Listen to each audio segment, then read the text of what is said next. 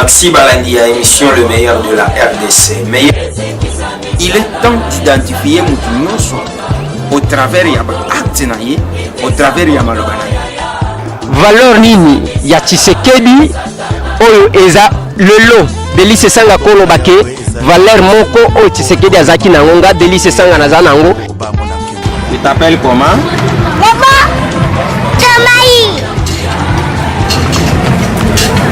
Comment s'appelle notre président?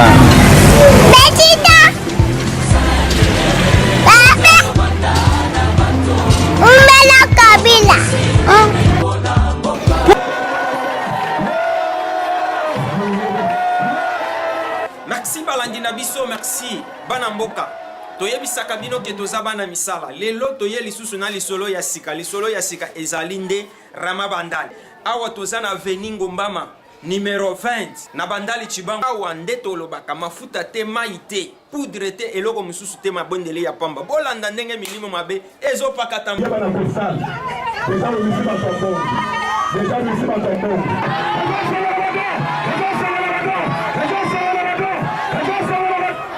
Rendez-vous na Nzambe. Bisika Nzamba zo sala mikolo. Voilà papa mama ozana posa ya mabota, ozana posa ya mbongo. Ozozela lisusu ni. Rama Bandali toujours avec Jean-Sylvain Mukendi. Na yebisibino ke masolo eza normal. Onde lisolo ezobeta ma mikolo. Na bana mike bazobeta ngo bolanda bango.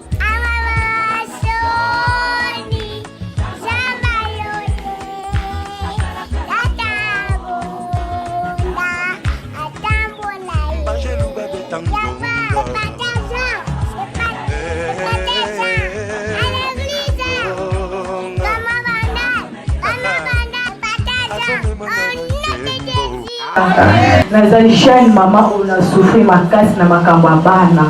Alors le temps on a mona consolette la Mélicie. C'est qui la moni mwana oyo. En tout cas papa on est ensemble. Papa merci. Rama Bandali.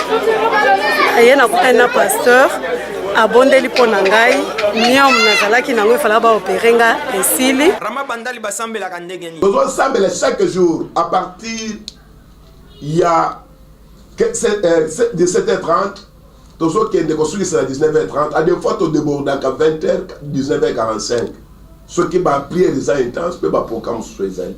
Vendredi dès tous la journée chaud il y a délivrance. Oh Jésus Christ, mon livre, mon sang, tu es mon quoi, c'était je suis celui qu'on prêche. Aujourd'hui, il y a chaque mardi, mercredi, vendredi, à partir de 13h, toujours sur 15h30. Zone numéro na yebengaye bo fixer rendez-vous. Problème na yo ezozwa solution. Vendredi mama na ngai kozanga te parce que milimo mabe epakata kamba ndenge kozana kati ya komona. Voilà. Ce qui est na Rama Bandali te ce que baloki. Merci Banamboka, merci Balandia, émission meilleure de la RDC. Et merci Balandia 3W congolocole-news.net. Merci Balandia Nabiso. Boye bien que tozalaka toujours bana misala bisika nyonso information ezali biso pe tozalaka raison pour laquelle ce qui bokoki ko constater elongo na bino mokolo ya lelo toza déjà awa na jardin botanique et pas wapi bande ko na biso oyo tobenga kabandu mololenge babenga kabango na français balbinos toye ko sala nini toye na anniversaire 20e anniversaire ya fondation Mwimba Texas oyo esanisaka bandeko wana bandundu na ba vulnérable nyonso ndenge toutaki koyebisa bino mikolo uti koleka na mwana mboka Mwimba Texas que tokozala na terrain raison pour laquelle bozana kati ya ko constater toza déjà awa makambo ezobongisama déjà na kati kuna ndenge bokoki komona bandeko bazokota déjà nyonso wana en tout cas activité eza vraiment totale mokolo ya lelo toyebi nanu mosindo ya lisolo ndenge kozala te bana mboka boyebi ke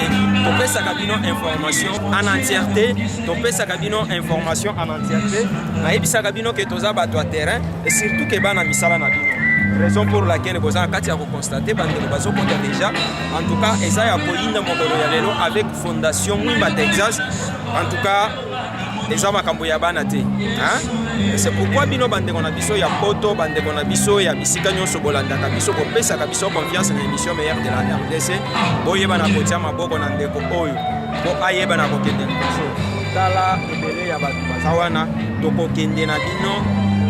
Lokola toza awa deja tokolakisa bino entrée ya mwana mboka Mwimba Texas, tokolakisa bino lolenge nini bakosala enregistrement ya bandeko oyo tobengi ba albinos bana na mikolo ndenge bokoki constate ke awa eza symbiose papa na mama mbona basimbani baza na kati ya korépondre na invitation oyo. Et ce qui boyoki kuna déjà misiki ezobeta c'est que tozokota na kati po toyeba na ko yeba nini eza na kati.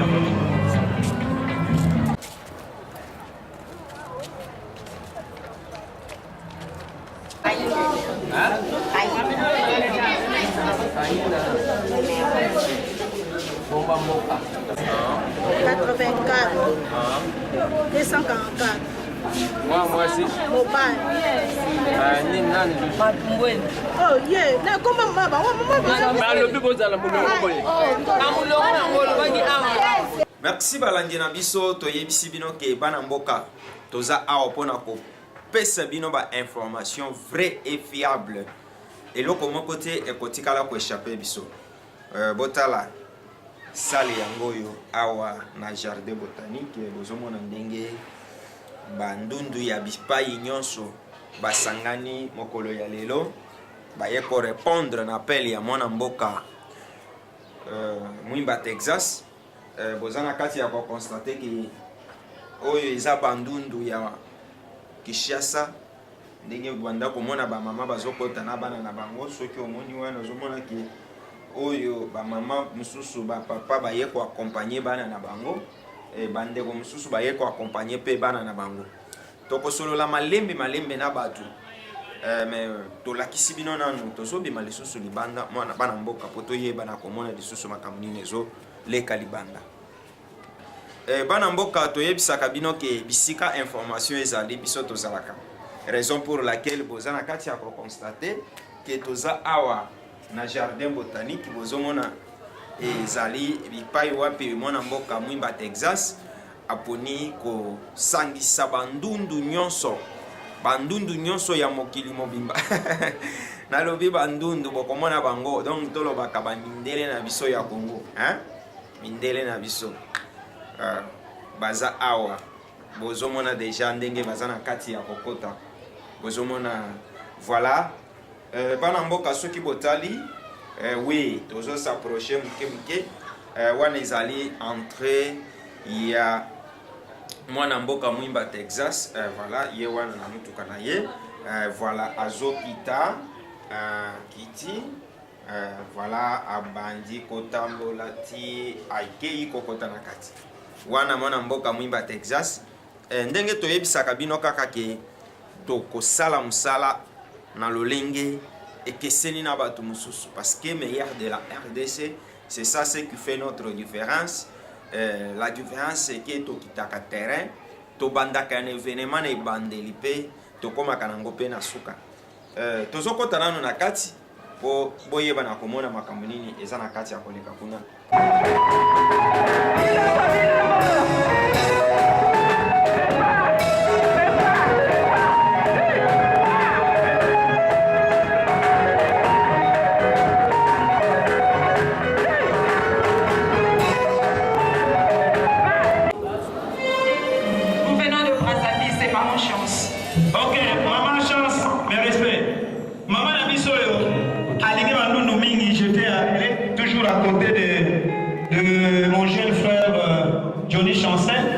Et donc, mes collègues, vous savez qu'il y avait l'inauguration d'un centre de soins pour les albinos à Brazzaville. Hier, nous avons fait l'Afrique, nous on est bien. Donc, via Banda Bangaï. Quand vous venez de Brazzaville, la paix de l'autre côté qu'on a présenté il y a oui, donc c'est l'histoire. Pour les gens qui ont appris son nom, nous, nous avons un quartier dans le corps. Mais Texas a promis comment donner. Mais entre-temps, la fondation Mwimba Texas était organisée et donc on a 20 ans. Mais aujourd'hui, les Kamamandam, et puis le pays est vaste, la RDC c'est comme tout un continent. bah structure mosusu bandundu mpe ebimi mutu na point na kosala quelque chose pour le bien ya bandundu. Et nous avons aussi une fédération Falco fédération ya l'association bandundu awa na RDC. Je suis le président et le vieux police belge azali secrétaire général nayebi te soki ndeko bo wana bandeko mosusu baza awa azali bon vice-président monsieur Boaz Azawana. C'est pour vous dire que nous travaillons aussi en synergie. Les animaux fondations organisées que nous venons de côté, nous sommes en train de l'idée de trouver une même cause. Merci beaucoup.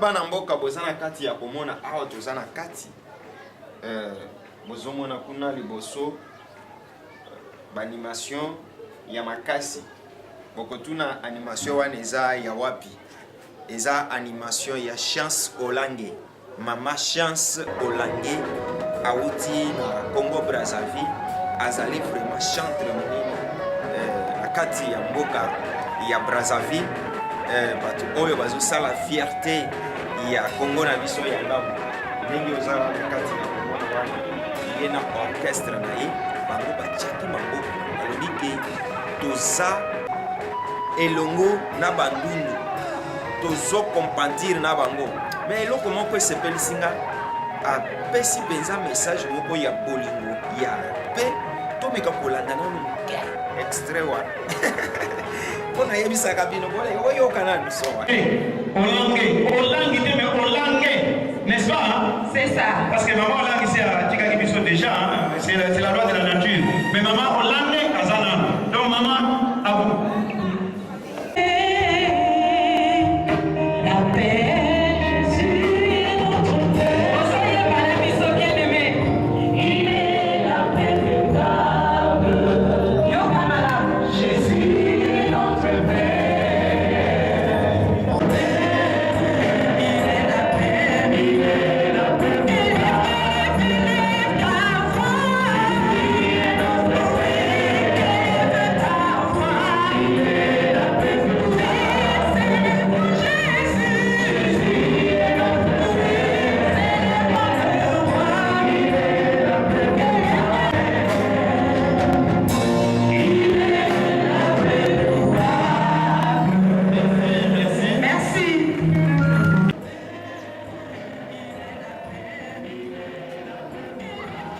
Bana mboka bozana kati ya komona ke masolo eza kitoko makasi. Voilà, tozo bimisa ye nanu mukeli banda poto yeba na ko partager na ye. Boyebi ke biso totika keloko na tembete, batu nyonso baza présent kati na oisika tokoyeba na kolobisa moko na moko.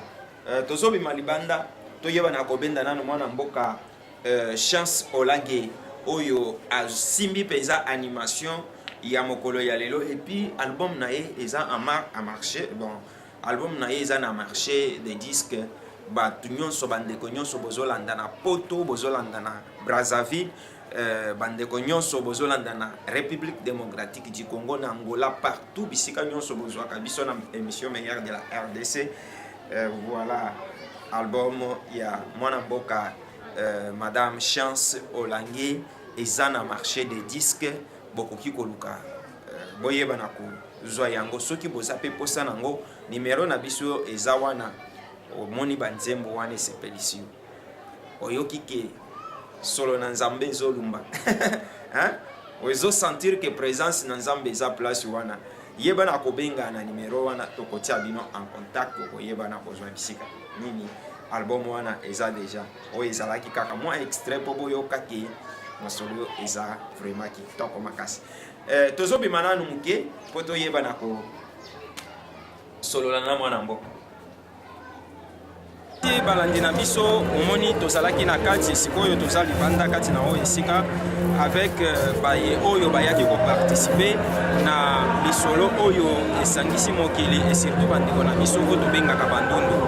C'est pourquoi tozana mwana mboka oyo auti musika na Congo ya ngambu ayepe ko soutenir mwana mboka Mwimba Texas na kati na oyo esika mbote deko tokoki koyeba kombo na ngama mo Chance Olange sepeli koyamba oyo na émission na biso meilleure de la RDC oyo ezali na CTVP 3W Congo Local News Planet mais mwana mboka mboka tomoni na kati kuna balobi te kozalaka vraiment attaché donc otakisaka bolingo na bandundu eloko nini vraiment ekoki kozala motivation ya makambo nyonso tikoyoka na kati En fait, nga naza servant de Dieu. Nakosala nzambe. po tomoni obini kuna makasi Nabinaka mpona Jésus Christ. Nalingi Yesu makasi wana ebinaka mboka. Yango wana message na ngai eza ke Yesu ye alingi biso. Alingaki biso liboso. Donc biso mpe il faut tolingana entre biso na biso. Tolinga mpe bandeko na biso bandundu. Bango balaka discrimine. Baza vraiment na kati ya discrimination makasi. Donc il faut vraiment tout appuyer Bango. Il faut tout soutenir Bango. On a voulu on a Bango que Yesu a dit Bango. Yesu a consacré. Mais biso bato to consacré entre biso. Mais Yesu a consacré. Biso ni amour wana ya Jésus en fait. Tozo même na kati ya ndeko na biso. maman okoki koyebisa nini bato balobaka te kobota mwana ndundu ezali charge kobota mwana ndundu eza soni na kati ya bato Papa ya pasi parce que mokili oyo nzambe moto akeli yango ye moto yebi ba programme tout ye moto yebi que notre telle famille bakobota ndundu mais soki tu mwana ya ndundu na kati ya famille okosala ndenge nini nzambe akosunga kaka nzambe atikaka te yango wana nga problème na nga il faut moto tout atalelaka Yesu parce que Yesu ye moto apesaka makasi que ozwa makoki na kosalisa moninga na yo soit mwana na yo ozotala kamera oyebisi bandeko nyonso bazolanda biso na Pointe Noire na Brazzaville bisika nyonso na kati ya Congo na biso ya ngambo par rapport ya événement oyo eleki mokolo ya lelo na Kinshasa na fondation Mwimba Texas ozotala kamera ozoyebisa bango nini mama ya liboso merci mingi nzambe pa malamu touti na Brazzaville ya nango mpe mosika te yakaka mpe mboka moko vraiment tokomi awa que to soutenir to fêter ensemble na frère na biso le frère Texas 20e anniversaire ya fondation na ye fondation wana s'occuper que na bandundu donc biso tout tosangana ensemble tosangana pour que fondation wana ekende liboso lisusu makasi bandeko na biso bazwa appui wana bazwa bolingo wana to soutenir bango parce que basana ba problème ebele balakana ba problème ya miso balakana ba problème ya pona bango ebotaka souvent bakota donc vraiment soki toza na mwa ba makoki wana pe eza possible que tosungaka bango totalisaka bango bolingo wana ni message na ngai ya suka vraiment merci mingi nzambe ya pambola merci mama bana mboka boyoki bomoni ke masolo eza kitoko makasi biso tokosaka te soki tolobi tokokisaka toza lokola bamosusu te yaka azoya lisusu te biso tozali wana mpona mosala oyo boponelaki biso biso tozokoba na mosala tozozonga lisusu na kati kuna mpo boyeba na komona activité nini eza na kati ya fobe merci balandi na biso soki botali awa eza mena kolia ya gâteau ya anniversaire bafongoli bato nyonso bazokende kozwa moko na moko nous sommes en train de faire constant biso nyonso elongo na bino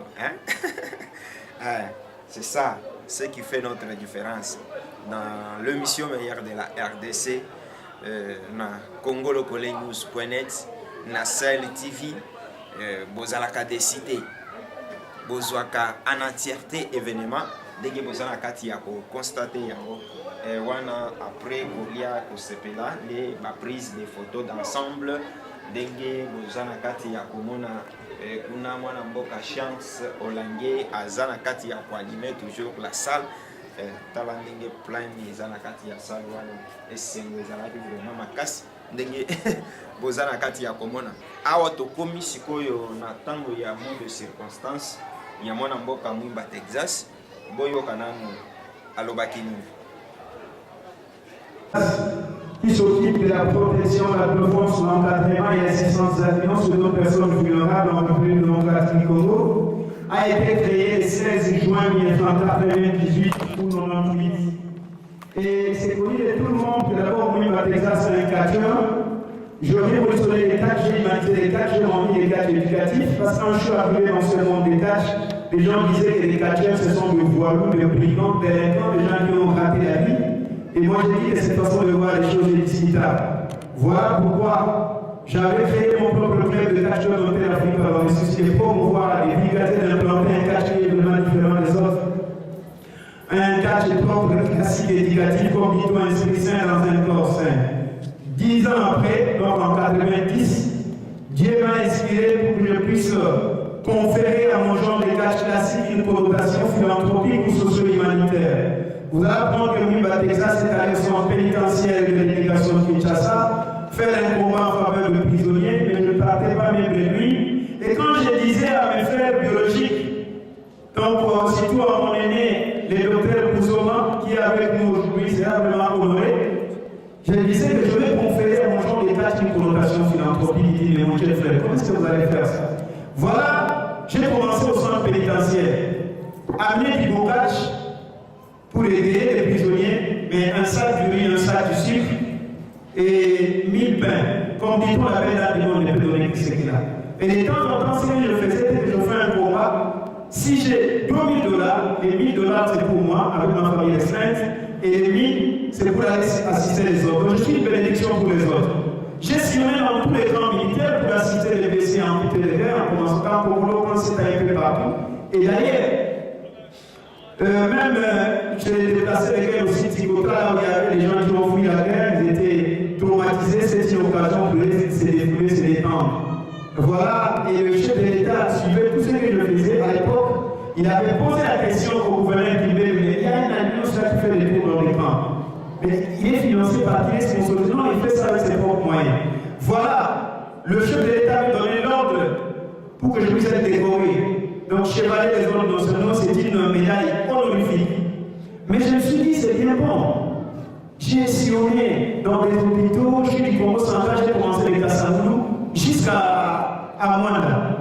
Mais après, je me suis dit, mais avec ma célébrité, je suis à l'annonce, si je peux penser à mes semblables, alors ce sera intéressant. Voilà pourquoi j'avais utilisé ma autorité de catcheur pour changer les choses ici au pays. Même quand j'avais commencé avec les catchs classiques, beaucoup de mes amis, de mes aînés, des aînés catcheurs disaient, mais non, déjà, toi en tant qu'adulte, tu ne seras pas obligé de faire les catchs parce que tu es fragile, si on te donne un coup, ta peau va changer de couleur. Je lui ai dit, merci beaucoup. Mais moi, je vais oser. Mais comme dit-on, il faut aimer le métier qu'on fait et le faire aussi bien. Vouloir, c'est pouvoir. Voilà, aujourd'hui, on ne peut pas parler des catchs à Kinshasa, à Nelson, en Afrique, sans pourtant parler de Wimba Texas. J'ai convaincu tout le monde et j'ai mis tout le monde d'accord par ma façon de faire. 654 combats, 650 victoires, les 4 demi, il faut être un alliance pour le faire. Voilà. Et puis,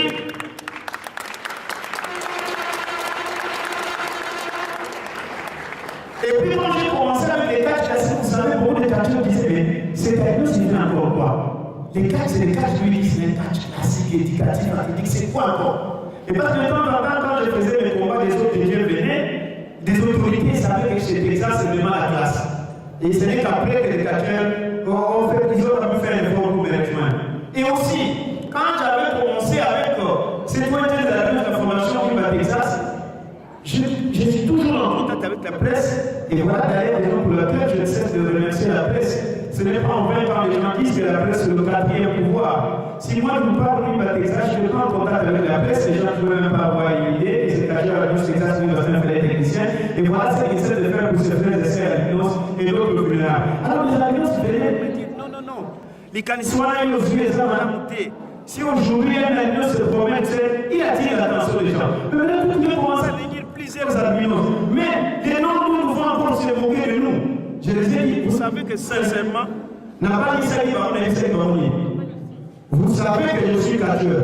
C'est lui qui va encore oser, je vais faire le catch avec lui. C'est également au savant. Mais voilà, mes frères et sœurs, comment aujourd'hui les alliances sont valorisées ici en République démocratique du Congo, grâce à Wimba Texas et grâce à cette communauté des alliances de la fondation Wimba Texas. Mais je vais vous dire quelque chose. Totaliser 20 ans, ce n'est pas fait des choses. Cela ne veut pas dire que Wimba Texas est très puissant, non. Cela ne veut pas dire que Wimba Texas est très fort, non. C'est la grâce divine. Donc, c'est une vocation et c'est un apostolat.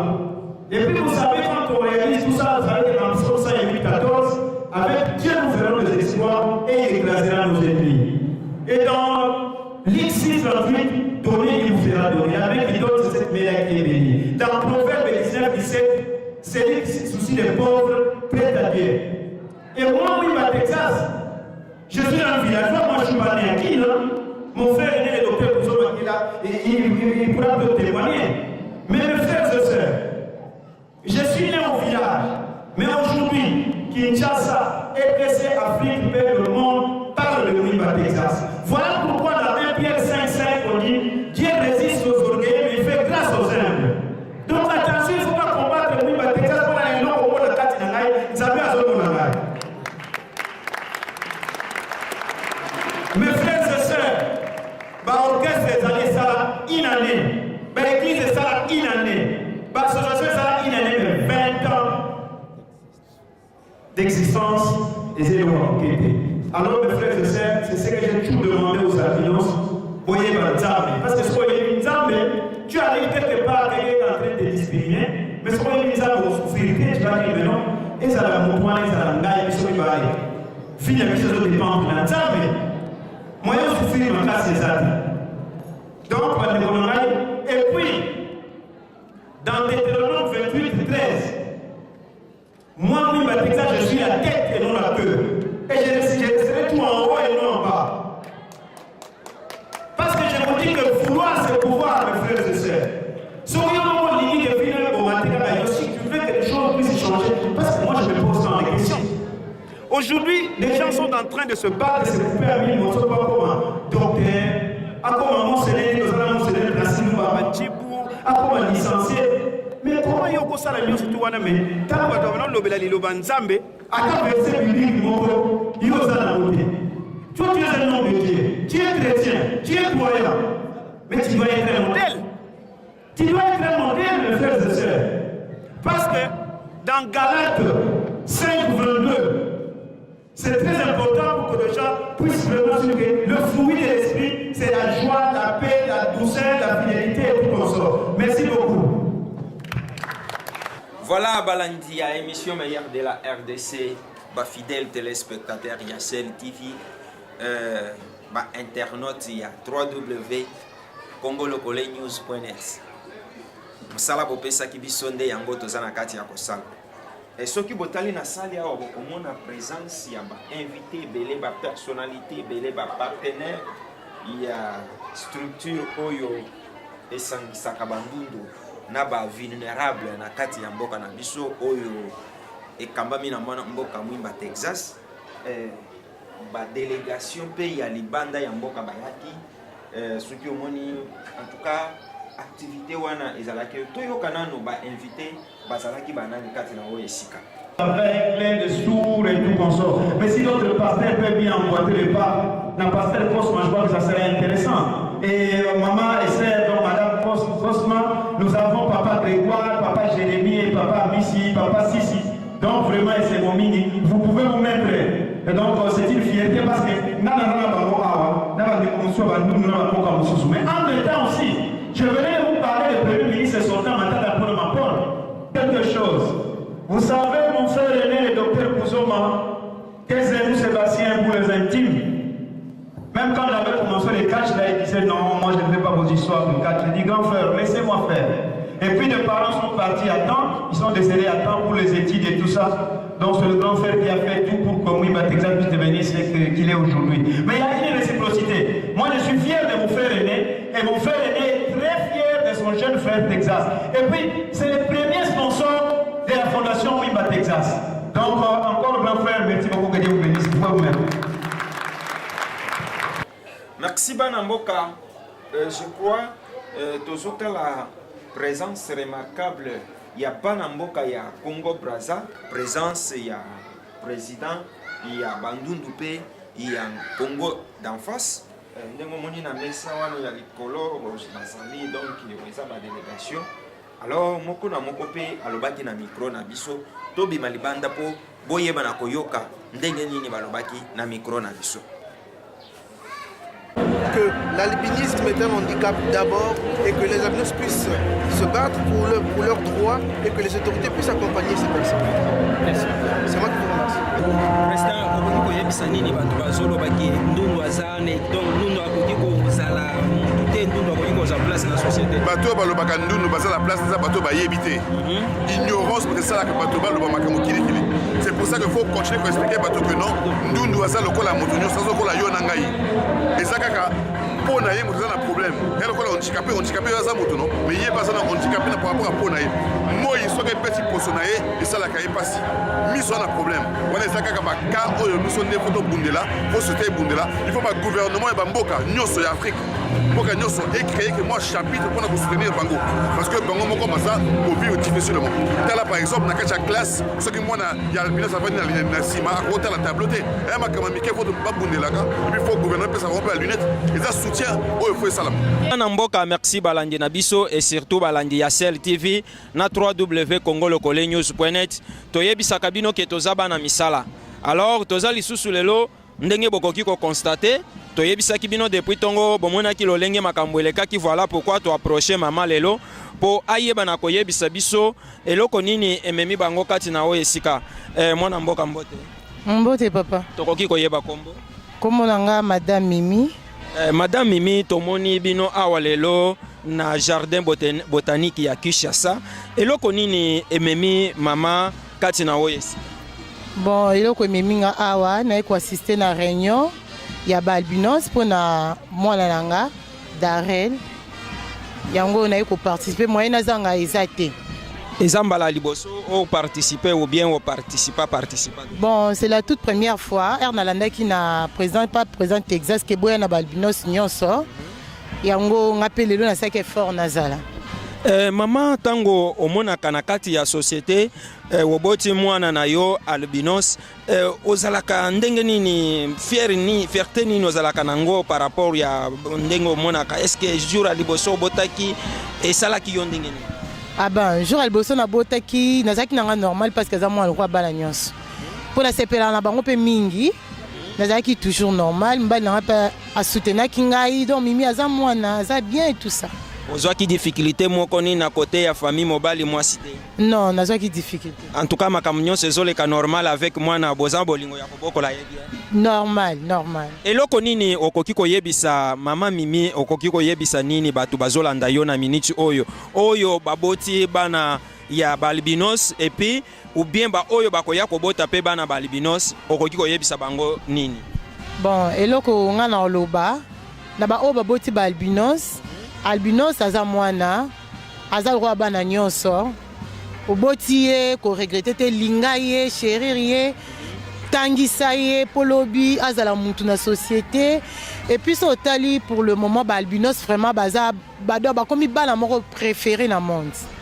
Merci mama Mimi tozo kende déjà na suka na interview na biso nazo tuna motuna ya suka mama Mimi. Est-ce que tokoki koloba ke kobota mwana albinos ezali charge to dépense pour na bino baboti? Bon, eza charge te eza dépense parce que nga père na bota ki na loba nzambe pourquoi pesinga mwana dépense mais na ekotala eza ka ndenge ko entretenir mwana yo.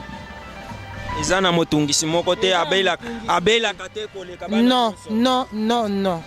Merci bana mboka, merci balandi na biso et surtout balandi ya meilleur de la RDC. Bouti kolanda boyoki vraiment lolenge nini mama Mimi merci okoki kokoba biso tozokoba na musala na biso. Merci bana mboka bomoni o wana bazaba témoignage ya baboti soki bokoki ko constater bozomona ke bana mboka mususu bazana kati ya kokita awa tozo approcher lisusu tokoki kozwa papa kuna ndenge eza vraiment total ambiance ezali total na kati ya jardin botanique ndenge bokoki komona ba caméra ezotambola donc ezali manifestation de taille tozo approcher s'il vous plaît maman tozo approcher lisusu bandeko muke vous comprendre que caméra ndeko tokoki kosolola na yo muke pardon ndeko mbote tokoki koyeba kombo Oben. Kombo na yo Oben mwana mboka Oben tomoni bino awa na jardin botanique okoki koyebisa biso oye kosala toyaka puna makamu na biso ya bandundu tito sisi tomela mailo na bitu toza bapomade bapasolel makamu nyonso ezambala liboso oya ou bien oyaka na yo déjà nayaka nanga déjà oyebisi nini bato balandaka bino ndenge nini bazwelaka bino na société est-ce que tango tambolaka na nzela ozalaka na moko banga moko te ke o nini boye babengaka bino batretaka bino mabe na kati ya mboka na biso te. Merci mwana mboka, okoki koyebisa nini bato bazolanda biso? Na bakaka bato bazosanga awa bayaka tonoza lebele. Merci, tozomona mama atelemi wana, je crois mama baza na ndeko. Mbote mama. Mbote mingi papa. Okoki kopusa na boye mama na ngai, naza na bino respect. Ezali émission meilleure de la RDC oyo ezali na kati ya www.ngolokolenews.net. Tomoni bino awa accompagné na ndeko, okoki koyebisa biso tina ya bozalisi na bino kati na oyo esika. Bozalisi na biso ezali ke Texas ya sa sangisa bango nyonso bazali esika moko. Yango wana soki abeleli apesi mbela na ye tozangaka te toyaka po toyoka oyo ya lobi baconseil oyo apesaka biso mpona ntina na bango. Mama tomoni bino boye Texas asangisaka bango, eloko nini boyaka kosala vraiment au juste, biloko nini Texas asalelaka bandundu na kati ya mboka na biso? Texas asalaka makambo ya bien, toza na docteur na biso, toza na ba magistrat, toza na batu ndenge na ndenge bo bazalaka na groupe ya bandundu bao pe basungaka bango bazali apesaka bango bakisi baparasoleil bakaye biloko ebele makasi. Mama touti kosolola na bana mboka mususu bayebisi biso ke kobota mwana ya ndundu ezali charge pe mokumba makasi mpona kobokola ye. Ebongo yo pe ozoloba nini? Est-ce que kobota mwana ndundu ezali charge? Bon, kobota mwana ndundu ezali charge neti tel te po ezali volonté ya mutu te, eza volonté ya Nzambe. Ezali charge te po azali mutu lokola bato. Soko lobi olanda ba mibeko kosala boyete kolia boyete wana nde komipesa charge. Mais soko zuye kaka lolenge ya bana nyonso bazana kata ndako akozala bien comme ndengo zomona ye wana. Eloko nini ozoyebisa bandeko oyo baboti bana bandundu oyo bakomi kozala susi bamususu oyo bazobanga kobota bana ndundu, eloko nini okoki koyebisa bandeko oyo babangaka to baminimizaka ndundu na kati ya mboka na biso? Bon, nakoki koyebisa bango kobanga ezali te po ezalaka mokano ya Nzambe. Nzambe nde mutu atindaka mwana wana, soki Nzambe atindi ye nde bino pe boyambi ye. Ezali te kio na batu na biso ya kala nde bazalaki na bititi soki amoni ndengo na omona bazwi babomi ye, mais lelo te po bazotambusa mutuka, bazotambusa moto, bazosala nyonso lokola batu nyonso basala. Merci mama, bokota nanu, je crois tokokutana lisusu. Bana mboka toyebisaka bino ke toza bana misala, bomoni vraiment musala toza na kati ya kosalela bino. Merci balandi na biso, merci ba meilleur ya mokili mobimba et surtout ba meilleur ya RDC. Voilà la différence avec les autres. Ebongo bango baloba te po bazwa zero. Bango moko bakolo masolo balobaki pe na micro na biso tozwaki topenglaki moko na moko boyoka bango. C'est très fort, non. C'est la grâce divine, c'est Dieu qui m'avait donné cette idée parce que avant moi il y avait d'autres albinos, mais aucun albinos n'avait eu cette initiative-là de réunir des albinos. Donc c'est une vocation et c'est un apostolat pour moi. Sincèrement, je vous dis que j'ai des problèmes avec mes enfants parce que de temps en temps, si je dois $1000, les $1000 c'est pour moi et le 1000 c'est pour soutenir mes semblables. Mais parfois ça ne fait même pas du bien à mes enfants. Mais j'aime toujours aider, j'aime toujours partager. Donc je crois en mon Dieu. Vous savez que les choses ne tournent pas tellement au pays, mais pour arriver à organiser ce genre de manif, ce n'est pas facile. Donc, nous avons fêté le 20 ans d'existence de la Fondation Mouibate, mais c'est devenant à y double impact. Donc 20 ans d'existence de la Fondation Mouibate et la 4e édition de la journée internationale des personnes vivant avec albinisme. Mais je l'ai toujours dit, je ne cesserai de, je suis très reconnaissant. Tout ça aussi grâce à vous, des amis de la presse. Parce que si je n'étais pas en contact avec la presse, les gens ne pouvaient même pas avoir une idée que c'est Kadja Albinos Texas Mouiba. C'est un félin technicien. Et voilà ce qu'il ne cesse de faire pour se faire ceci, Albinos et d'autres finales. Je fais 3 mois, je me réveille toujours à 4 heures pour rentrer à 0 heure. Mais Dieu est grand. Encore une fois, je vous dis merci. Tango tambola pe na nzela kati ya basi mususu omoni oposona ye eza différent ndenge nini omiyoka na kati ya bato mususu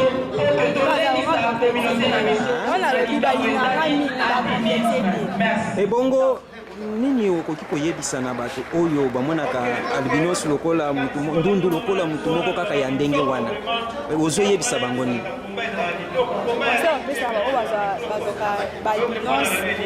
Lokola eloko moko ya pamba mais eloko nyonso eza na ntina devant Nzambe donc lina moninga ndenge moko binoka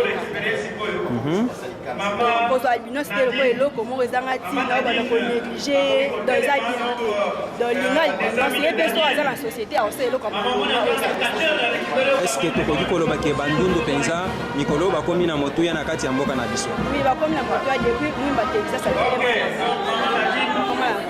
sikoyo makambo nini boyaka kosala awa na mwimba Texas? Boyaka kobebisa to kosala ndenge nini?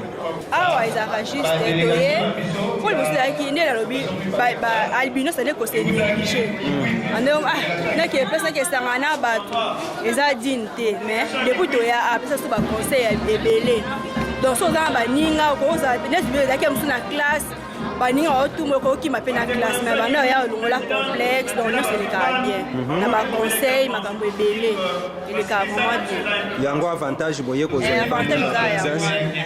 ya kosangisa ena kokabola. Olobi kombo nani? Nancy Mombo. Nancy Mombo.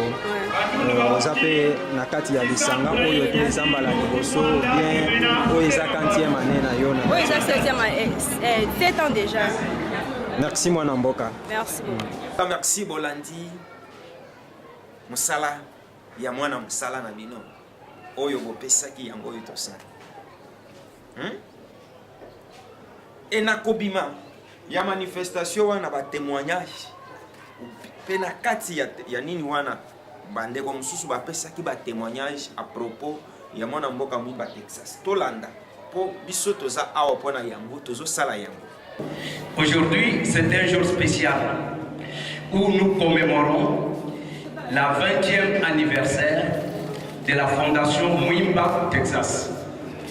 Aujourd'hui, nous devons avoir une jeune fille de 20 ans et un jeune garçon de 20 ans, symbolisant une grande lutte que cet homme, Mwimba Makese Texas, a entrepris dans le monde de la sensibilisation, de la promotion et de la lutte contre le droit à la santé et à la défense et à l'intégration des personnes vivant avec albinisme de notre pays. Je me rappelle bien la dernière fois que j'étais, non, l'avant-dernière fois que j'étais passé par là, j'étais parti le voir, Texas m'a emmené et ce grand frère m'a soutenu. C'était la première fois qu'il m'a vu et moi je partais en voyage. Il m'a donné $50. Et je vous dis que ça fait près de 15 ans ou 18 ans, je n'ai jamais oublié ça. Merci encore au colonel. Je tiens à dire merci à tout le monde. Merci au président Joe d'être venu. Merci surtout au président Texas parce que c'est un modèle. Je ne sais pas si vous remarquez qu'à chaque fois à Brazza, on n'organise rien si on ne l'invite pas. Parce que pour moi, quand il est à côté de moi, il me donne une certaine force. C'est en voyant ce qu'il faisait et en voulant marcher dans ses pas qui m'a poussé à créer cette ONG au Congo pour pouvoir apporter de l'aide aux albinos. Merci aussi à Maman Chance et sa délégation. Je ne veux pas trop prendre du temps. Je dis merci à tous ceux qui soutiennent Mwimba Texas ici et partout ailleurs. Merci beaucoup. Nous passons du mode. Nous demandons... Banamboka, merci Balandi à émission meilleure de la RDC. Merci Balandi Nabiso.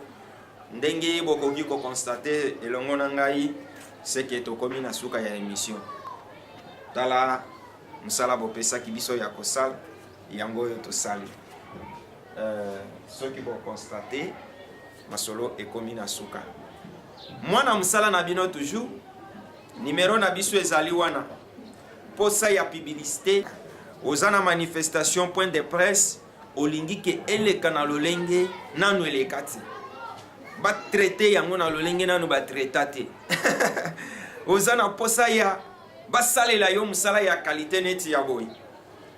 Voilà, nous sommes disponibles pour na musala nyoso wana et pour na ba publicité na bino bolanda nanu mo muke wana.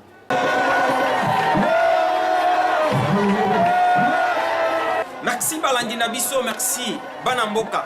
Toyebisaka bino ke toza bana misala lelo toye lisusu na lisolo ya sika ezali nde Rama Bandali awa toza na Veningo Mbama numéro 20 na Bandali Chibango awa nde tolobaka mafuta te mai te poudre te eloko mususu te mabondele ya pamba bolanda ndenge milimo mabe ezopakata bana kosala déjà le misi ba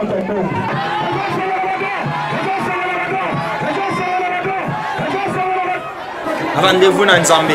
Bisika Nzamba azosala mikolo. Voilà papa mama ozana posa ya mabota, ozana posa ya mbongo. Ozozela lisusu nini? Rama Bandal toujours avec Jean-Sylvain Mukendi. Na yebisibino ke masolo eza normal. Onde lisolo ezobeta ma mikolo. Na bana mike bazobeta ngo bolanda bango.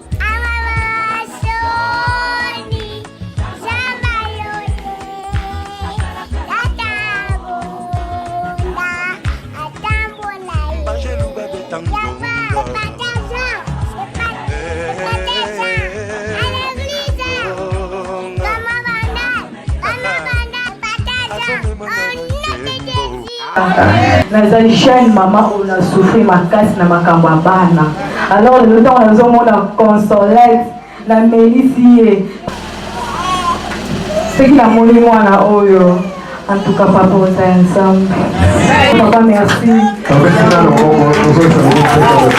Rama Bandal ayena kutana pasteur abondeli pona ngai niom nazalaki nango efala ba operenga esili Rama Bandali basambela kandegeni besoin sambela chaque jour à partir il y a de 17h30 toujours qui est de construire c'est à 19h30 à des fois au déborde à 20h 19h45 ce qui va prier des intenses peut pas programme sur les ailes vendredi dès aux la journée chaud il y a délivrance. Oh Yesu Kristo moli monsatu mon kwa zakana kotaki c'était je suis celui qu'on prêche. Tozo yamba chaque mardi, mercredi, vendredi à partir de 13h.